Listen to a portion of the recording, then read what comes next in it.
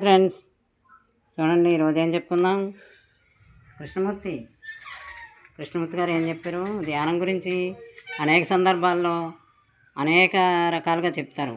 రకాలంటే ధ్యానం గురించి ఒక్క అభిప్రాయం ఒకటే ఉండదు. సమయాన్ని బట్టి ఆయన తోచిన విధంగా ధ్యానం మార్గంలో అనేక ధ్యాన మార్గాల్లో ఉన్నారు కాబట్టి వాళ్ళు చెప్తారనమాట. ఒక సందర్భంలో చెప్పుకుంది. ధ్యానం గురించి అనేక సందర్భాల్లో కృష్ణమూర్తి వ్యక్తీకరిస్తూ ఉంటారు. ఒకసారి ఏమన్నారో చూద్దాం. ధ్యానానికి చాలా చాలా చాలా చురుకైన మనసు ఉండాలి. మరి చురుకైన మనసు అంటే ఉత్సుకత. ఒక ధ్యానం గురించి తెలుసుకోవాలి, మనం ఆచరించాలి, మనం జీవితంలో ఉపయోగించుకోవాలి. ధ్యానం అంటే ఏంటి, ఇలాంటి అన్నీ చురుకైన మనసులకే ఉంటాయి. మరి జీవితాన్ని సమగ్రంగా సంపూర్ణంగా అర్థం చేసుకోవడమే ధ్యానం. వేరే ఏదో ధ్యానం అది ఇది కదా. మన యొక్క జీవితాన్ని, మన యొక్క దాన్ని మనం సమగ్రంగా పూర్తిగా అసంపూర్ణంగా కాదు సంపూర్ణంగా అర్థం చేసుకోవడమే ధ్యానం. ఇప్పుడు మనసులో ముక్కలుగా ఉంటాయి. మన ఆలోచనలు ఎలా ఉంటాయి, ఒకసారి ఒకలా ఉంటాయి, ఒకసారి ఒకలా ఉంటాయి, మారిపోతూ ఉంటాయి, ముక్కలుగా ఉంటాయి. ఇంకా ధ్యానం అంటే ఏంటి, వచ్చే భావాలను నియంత్రించడం కాదు. ధ్యానంలో కూర్చున్నా అంటాం, ఏ ఆలోచనలో రాకూడదు అనుకుంటాం, వస్తాయి, దాన్ని కట్ చేస్తాం, మళ్ళీ మామూలు కళ్ళు మూసుకుని మళ్ళీ మనసు పెట్టాలనుకుంటాం. ఎప్పటికైనా అది ఉండదు. వచ్చే భావాలను మనం కట్ చేస్తుంటే వచ్చేస్తూనే ఉంటాయి. అలా కాదు, నియంత్రణ చేయడంతోనే ఘర్షణ వచ్చేస్తుంది, మొదలవుతుంది. ఇంకా ఎక్కడ మనకి ధ్యానం భావం యొక్క స్వరూపం నిర్మాణం అర్థం చేసుకుంటే దాని మొదలను గమనిస్తే మనం కట్ చేయకుండా సంఘర్షణ రాకుండా మనం ఏం చేయాలి, ఈ భావాలను దాని స్వరూపాన్ని నిర్మాణం ఎలా వస్తున్నాయి, ఎలా తయారవుతున్నాయి, ఈ భావాలను అర్థం చేసుకోవాలి. దాని మొదలను గమనించాలి, దాన్ని కూడా వెళ్ళి దాన్ని గమనించాలి. ఈ పని మనం ఇప్పటికీ చేసాం. ఈ ఇంతవరకు కూడా చాలామంది వచ్చారనమాట.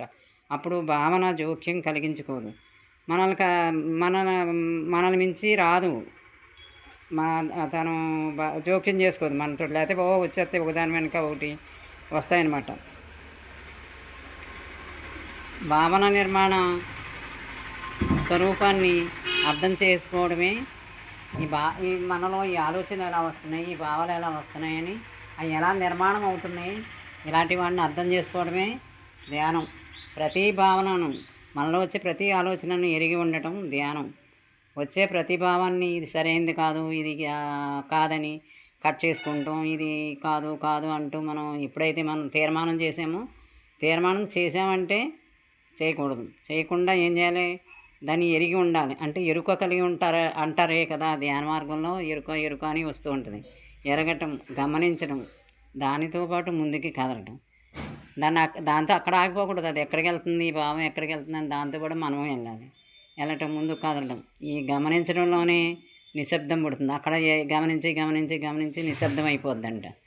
అది ధ్యానం అవుతుంది. ఎప్పుడైతే నిశ్శబ్దం పుట్టిందో అక్కడ భావాలకు దాన్ని కూడా మనం వెళ్ళామనుకోండి, ఇంకక్కడ ఆగిపోతాయి, నిశ్శబ్దం అయిపోతుంది, ధ్యానం అవుతుంది. అది మురిగిపోయిన పదార్థం పోతుంది, మురిగిపోయిన ఆలోచనలు, అదొక చెడ్డ పదార్థం. ఆలోచనలు వచ్చినాయి, పనికి మళ్ళీ అన్నీ వస్తాయి కదా, ఈ మురిగిపోయిన పదార్థం పోతుంది. గమనించిన వెనుక ఏర్పడిన నిశ్శబ్దం ధ్యానం అవుతుంది. ఈ గమనికలోనే మనకు ధ్యానం అవుతుంది అన్నమాట. అదే నిశ్శబ్దంలోనే ధ్యానం అవుతుంది. ఇందులో ధ్యానం కనిపించదు. ఎందుకంటే ధ్యానం అంటే ఏమి ఉండదు, ధ్యానం కనిపించదు. ఎందుకంటే మనసు తనలో నుండి గతాన్ని అంతటినీ తుడిసివేసుకుంది. ఈ మనసే తుడిసేసుకుంటుందంట. మనం ఏమి దానికి మేత వేయకపోతే ఏమవుతుంది, ఆలోచనలు పెట్టకపోతే తుడుచుకుపోతాయి ఆలోచనలన్నీ. తుడుచుకుంటుంది, ఖాళీ అయిపోద్ది. ఒక పుస్తకాన్ని 1 గంట సేపు శ్రద్ధగా చదివారంటే అదే ధ్యానం. నిజం అంతే కదా. మరి 1 గంట సేపు చదివేమంటే అదే ధ్యానం. ఏవో 4 మాటలు ఏరుకొని 4 ముక్కలు చెప్పుకొని కొన్ని అభిప్రాయాలు ఏర్పరచుకుంటే అది ధ్యానం అవదు. ధ్యానం ఒక మానసిక స్థితి, సావధానంతో ఉండాలి. ధ్యానం అంటే మానసిక స్థితి, దాని ఫలితం దాని అన్నీ మనసు అనుభవించి ప్రశాంతత పొందాలి. అది నిశ్చలత, సావధానంతో ఉండాలి. దాన్ని మనం ధ్యానం అంటారు. ఇప్పుడు ప్రస్తుతం ఇలా చెప్పారు ఒక సందర్భం. ఇంకా అనేక సందర్భాలు ఇంకా లోతుగా ఇంకా మంచి విషయాలు ధ్యానాన్ని గురించి అద్భుతమైన విషయాలు చెప్తారు. ఎప్పుడైనా అలా చెప్పుకుందాం. సరే, ఉంటాం.